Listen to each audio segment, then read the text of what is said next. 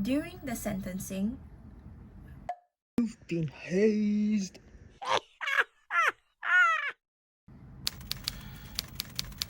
if eyes could pinpoint the moment of death, doctors would know when resuscitation is useless, was what Dr. Jack Kevorkian said when asked why he published his first book, The Fundus Oculi and the Determination of Death. They quickly could distinguish death from fainting, shock, or coma. It was useful research. Hi everyone, I'm Hayes and welcome back to my channel. Today's topic is a bit heavy, taboo, and slightly triggering.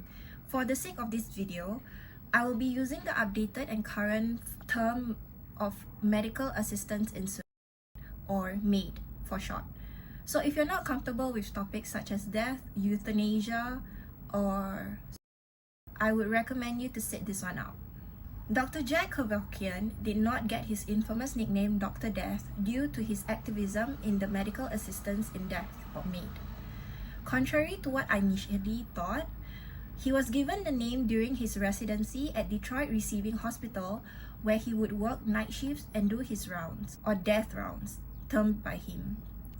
To complete his mission of discovering how eyes change at the moment of death, many believe his epiphany with the moral and ethics of MAID and euthanasia started when working at Detroit's Henry Ford Hospital, where he was shocked by the physical conditions of a terminally ill patient.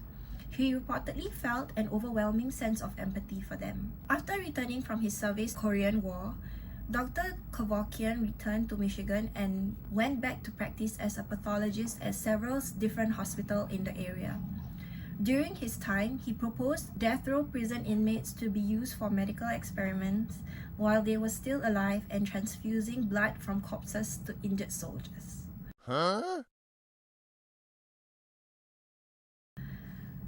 This proposal isolated him from other mainstream pathologists, which eventually led him to lose in the university's residency and subsequently an early retirement. At this time, he pursued his artistic interests such as adult painting and even invested his life savings directing and producing a featured movie based on Handel's Messiah. While his movie flopped, his artworks continued to pique the interest of many for being grotesque and morbid. A visit to Netherlands some years later revived his interest in euthanasia. There, he learned the techniques used by Dutch physicians who assist in the deaths of terminally ill patients. He began writing again and published articles on his ideas of medical ethics and euthanasia, thereafter advertising his services as a physician consultant for death counseling. A fun fact, the Netherlands is the first country to formally recognize euthanasia or medical assistance in death. So in a letter from the Royal Dutch Medical Association, it wrote, in 2002, the Dutch Euthanasia Act came into force. This act is the result of a lengthy developmental process. It codifies the requirements that have evolved in case law and medical ethics since 1973. Dr. Kevorkian subsequently built two machines, the Thanatron and the Mercytron. The first was a self-administered device where the patient would inject the lethal solution into themselves through the tubings, resulting in cardiac arrest, whilst the latter utilizes the delivery of toxic gas into the chambers to induce death by respiratory failure. The second machine was also constructed as such because by this time, his medical license was suspended and accessing restricted substances was extremely difficult. Between 1990 and 1998, he was believed to have attended and assisted in death of more than 100 terminally ill patients. He was sent to court and had multiple cases against him, but was ultimately dismissed, acquitted, or had a mistrial at the behest of many mainstream pathologists and physicians. For one of his hearings, he entered the courtroom in a US colonial-era garb, a white wig, breeches, gold brocade coat, and a tricorn hat, and waving a copy of a letter by Thomas Jefferson, which he said defended suicide for the terminally ill.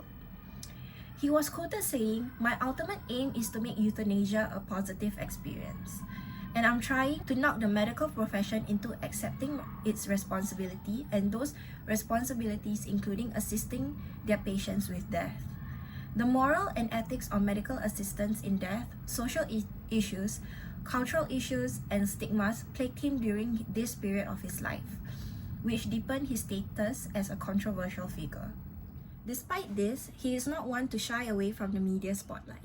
In an effort to garner public support of the controversial topic, Dr. Kevorkian appeared in a television show 60 Minutes, which aired a videotape where he assisted the death of one of his patients, Thomas Yook, a victim of Lou Gehrig's disease, with lethal injection. That daring move caused a national outcry, and charges of second-degree murder and administration of controlled substance were made against him. About a year later, the Michigan jury found him guilty of second-degree murder, and he was sentenced to 10 to 25 years in prison. Judge Jessica Cooper said, "You had the audacity to go on national television, show the world what you did, and dare the legal system to stop you." The doctor served only 8 years in prison. He had earned time off for good behavior and was eligible for parole. Post-prison, the doctor started his career in politics and ran as an independent in Michigan. While that proved to be futile, he still continues his advocacies for legalizing MAID to the terminally ill as a public speaker. He died in 2011 at age 83 from kidney and respiratory failure. Some people remember him as a cynical pathologist or a serial murderer. Often his critics would point to his morbid artworks or his death-focused research to support their disdain for his legacy. Others, however, see him as a pioneer of individual liberty or simply a friend or a member of the family. From the Kevorkian collection donated to Bentley Historical Library, many photographs were of the doctor during family reunions, picnics, or get-togethers of all types. However, they were not all his family members, not by blood. They were family of his patients who continued to be his champions and friends. They offered to pay for his legal bills and would write to him even after he was sentenced for second-degree murder. The lead archivist, Olga Virakovskaya, believed they loved him and were his biggest supporters. He found a key to their soul. As of now, according to CompassionandChoices.org, medical aid in dying or MAID is legalized in 13 states and Washington, D.C. in USA. Whatever your thoughts are of Dr. Jack Kevorkian, he definitely pushed the legal issue of medical aid in dying to the forefront in the USA. That's it for today. Do share your thoughts about Dr. Jack Kevorkian. Do you think he is a serial murderer, or do you think he is a pioneer of something new and not understood by the majority? This case takes place in the US, obviously. So if you do have any stories or if you have any experience, do you know of anything regarding medical aid in dying in a local context, or maybe Southeast Asia? Do let me know, share with me. I would love to read your comments, and don't forget to like, subscribe, and hit the notification bell.